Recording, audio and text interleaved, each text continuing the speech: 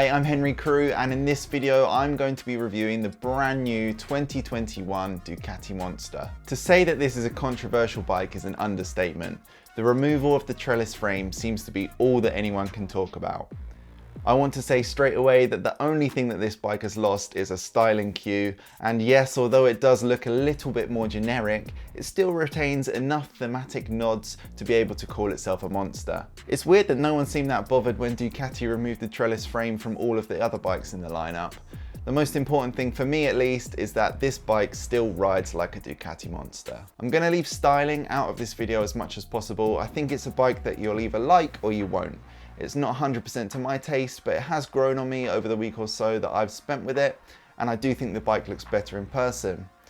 On a side note, if you haven't seen the decal kits available, make sure to check them out on the Ducati website as they're pretty cool. The overall finish of this bike is fantastic, as you would expect from a Ducati.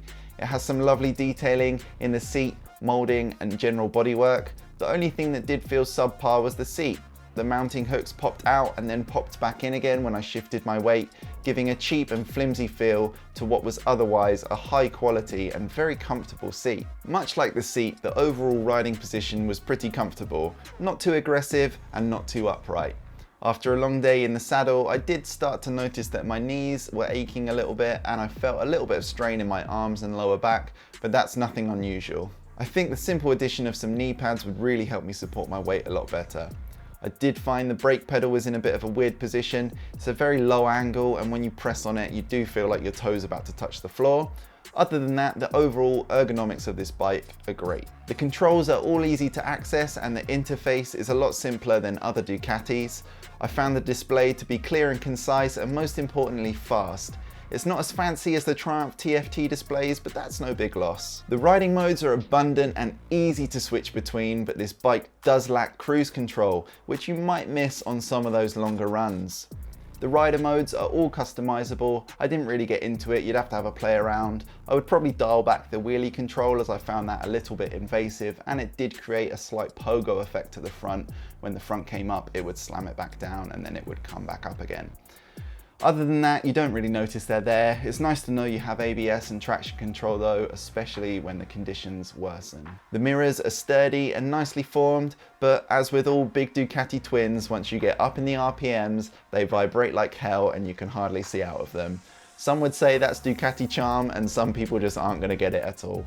One standout feature for the wrong reasons are the absolutely massive Brembo brake levers.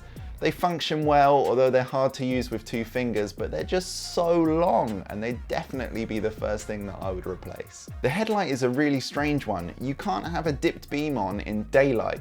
You can have a slightly brighter running light, but the dipped beam is controlled by a light sensor in the display and only comes on when it tells it to. This is a safety concern for me personally. I want as much light on the bike at all times as possible, and I want to be able to control it myself. The other strange thing is that when you're riding in the evening or under tree cover, that dipped beam is going to come on and then back off again, as we noticed when getting some tracking shots for this bike. I do really like the in-frame sequential indicators, and the actual output from the headlight is pretty decent. Right, onto the riding stuff.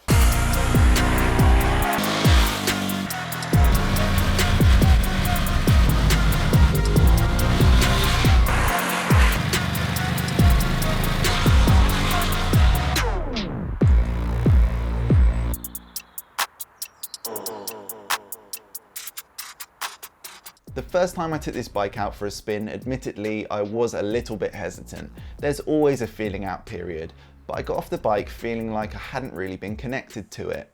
I don't know whether it's the old romantic in me, but I do feel that when every cable has been replaced and you've lost every direct connection between twisting the throttle and squeezing the brakes, there has to be an effect on the feel of the bike. When you then add in the process of sending that information to a computer and then to the engine and then to the back wheel via another computer, there is a real disassociation and you start to lose that visceral feeling, that danger of a pure motorcycle. I'm happy to say that that feeling did fade the more time I spent with this bike, As my confidence grew and my familiarity with the bike improved, I started to push it harder, and I think you're definitely rewarded for that. But that slight disconnect still remained. I don't think the Euro 5 emissions helped at all. The exhaust is incredibly restrictive and it barely sounds like a Ducati.